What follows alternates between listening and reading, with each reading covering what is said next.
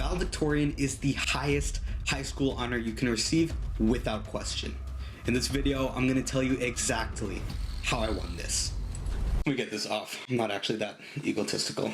Well, I am, but shut up. So I know that valedictorian selection is a little bit different everywhere, so I'm just going to break down exactly how my school did it. See, it turns out that our teachers were not actually at all involved with the selection process. Everything was student voted, and for that reason, there were 2 rounds of voting, nominations and the final vote. Now, where things start to get a little bit crazy is that, well, students were not allowed to campaign at all in our school.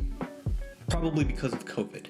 So we were on our own. Now, if you remember from my student council or government video, you'll know that I was just a pretty average student. Obviously, I was involved with my school, but nothing really to brag about. And yeah, I had some friends, but winning valedictorian means representing the entire grade. And for me, that meant 300 grads. And as if things couldn't get any more difficult, unlike student council, the competition this time around was not in my favor. Like, we're talking some of the most talented, involved, and interconnected students within the school. Things were not looking good for your boy.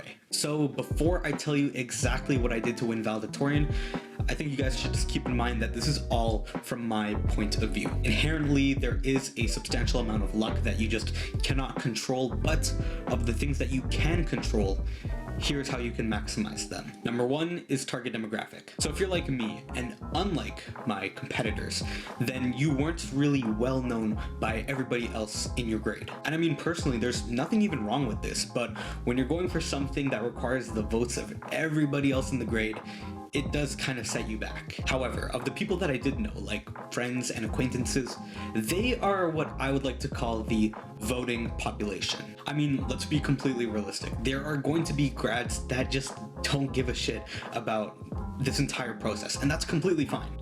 But there are also the students that do care, and they do realize what it means to be valedictorian. My goal was not to get 300 people to like me in 2 weeks. That's insane.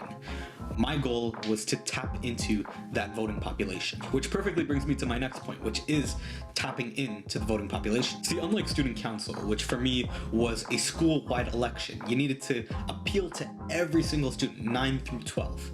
Valedictorian voting was just between you and your graduating class, the people that you had been with all 4 years. Being valedictorian isn't about trying to be better than everybody else. No, it's about showing that you know what everybody went through the 4 years that you were together in high school. You're representing them. We're talking the ups, the downs, the funny moments, the weird moments, literally anything that can relate to anyone. And though I may not have been at the forefront of my school, I definitely know those experiences and tried to make that known to them. And actually, how I made it known was through 2 ways. Again, no campaigning in school plus a healthy serving of COVID meant that social media was the next best thing. So I created an entire Instagram page dedicated to my campaign. It showed how I fulfilled the requirements, some of my experiences throughout the school, and a lot more.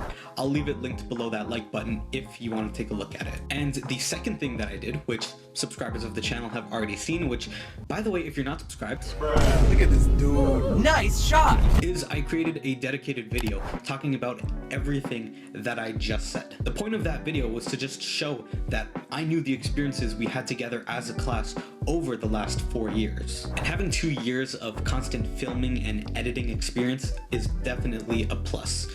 So if you're not in grade 12, you need to get started with that, but that's for a future video. And with that, my campaign was complete, and I just messaged the shit out of people to get them to watch the video and follow the Instagram page. And after all the hours I put into designing this page and creating essentially a short film along with 2 weeks of non-stop campaigning, I was able to win valedictorian.